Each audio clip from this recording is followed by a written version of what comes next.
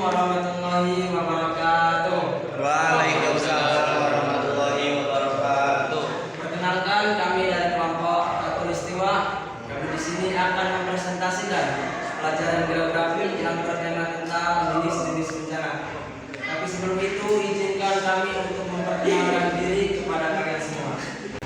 Oke, perkenalkan, nama saya Madi. Saya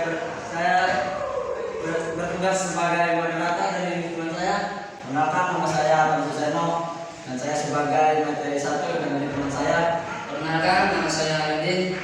Saya sebagai materi 2 dan ini teman saya. Perkenalkan, nama saya Aryan Rahmatullah sebagai materi 3 dan ini teman saya. Perkenalkan, nama saya Nabi.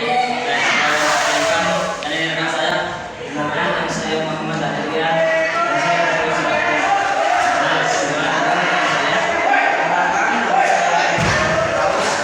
Saya sebagai penanya. Baiklah, sebelum bersingkat waktu, izinkan teman-teman saya menjelaskan apa itu jenis-jenis bencana. Baiklah, bismillahirrahmanirrahim. Kami memaparkan materi pelajaran geografi tentang jenis-jenis bencana.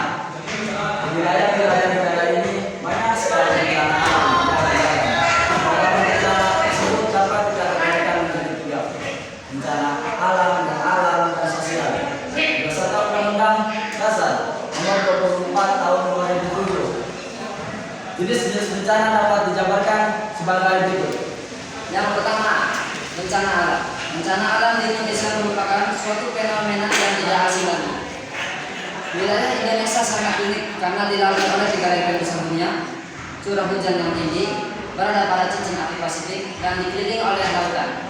Nah, keberadaan tersebut menjadi suatu konflik, suatu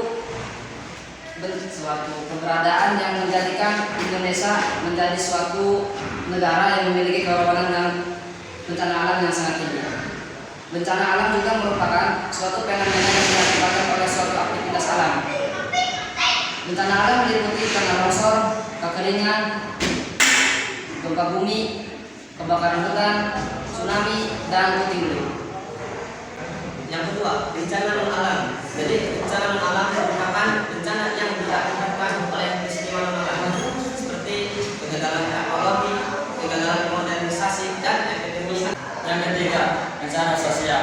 Kemajuan bangsa yang memiliki ragam etnis, agama, bahasa, dan budaya menjadi ancaman jika perbedaan pendapat dan sudut pandang tidak bisa menemukan jalan tengah.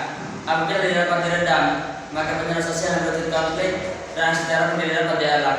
Bencana yang diakibatkan oleh peristiwa atau serangkaian peristiwa yang disebabkan oleh campur tangan manusia yang mengikuti kerusuhan, keributan, kericuhan, ada konflik sosial antar kelompok maupun konflik sosial antar masyarakat, dan teror disebut sebagai bencana sosial. Izinkan saya untuk bertanya 7 pertanyaan.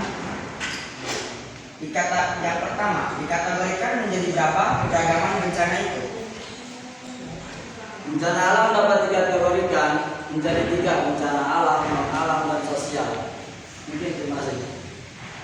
Pertanyaan yang nomor 2, mengapa Indonesia memiliki kerawanan bencana alam yang tinggi?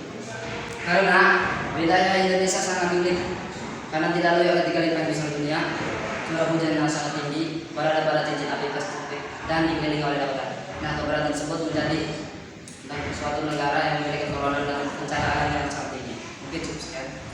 Pertanyaan yang nomor 3, apa yang dimaksud dengan bencana alam dan berikan contohnya? Bencana alam merupakan suatu fenomena yang diakibatkan oleh suatu aktivitas alam. Contoh dari bencana alam yaitu tanah longsor, tsunami, gempa bumi, puting beliung, banjir, dan kebakaran hutan. Sekian. Pertanyaan yang nomor 4, apa yang menyebabkan terjadinya gempa bumi? Gempa bumi dapat diakibatkan akibat tumpukan lempengan, sasaran patahan bumi, aktivitas vulkanik, jadinya benda langit atau disebut erupsi. Itulah yang mengakibatkan terjadinya gempa bumi. Pertanyaan yang nomor 5, apa yang dimaksud dengan bencana non alam?